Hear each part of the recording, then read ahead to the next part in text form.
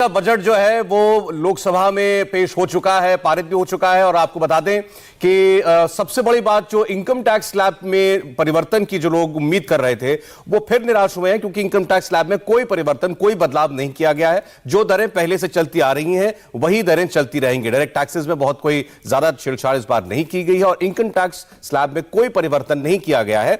इतना जरूर आज वित्त मंत्री की तरफ से कहा गया है कि कई बार इनकम टैक्स भरते वक्त अगर कोई आय दिखाना भूल जाता है गलती से, तो उसको बजाय कि वो कानूनी प्रक्रिया में चले 2 साल तक मौका दिया जाएगा कि वो अपनी त्रुटि को सुधार सकता है। लेकिन इसके अलावा और कोई बड़ा परिवर्तन नहीं किया गया है।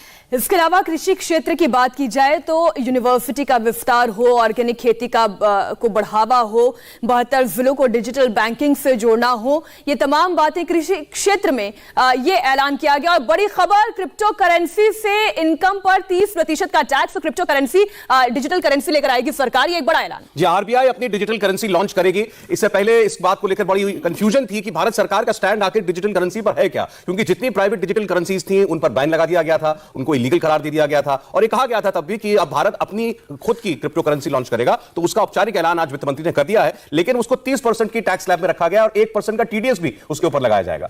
इसके अलावा क्रिप्टो करेंसी के अलावा अगर रक्षा क्षेत्र की बात करें तो इस पर भी आत्मनिर्भरता पर जोर दिया गया है, इंपोर्ट कम करने पर जोर दिया गया है और रक्षा में रिसर्च का बजट भी 25% बढ़ा दिया गया है। और इसमें खास बात यह भी है मीनाक्षी कि वो जो रिसर्च का बजट है उसमें प्राइवेट सेक्टर पर जोर दिया गया है। और इसमें देख रहा हूं कि बहुत लोग इस कदम की बहुत तारीफ कर रहे हैं कि आप भारत के प्राइवेट सेक्टर को डिफेंस की रिसर्च में प्रेरित करना चाहते हैं। और यह भी साथ साथ कि अब 68% का जो भी भारत का डिफेंस का खर्चा होगा, चाहे वो डिफेंस प्रोक्योरमेंट का हो, वो सब अब भारत में ही करना होगा। अधिकतम आपको मेक इन इंडिया सामान ही लेना पड़ेगा, यानी आत्मनिर्भर भारत की तरफ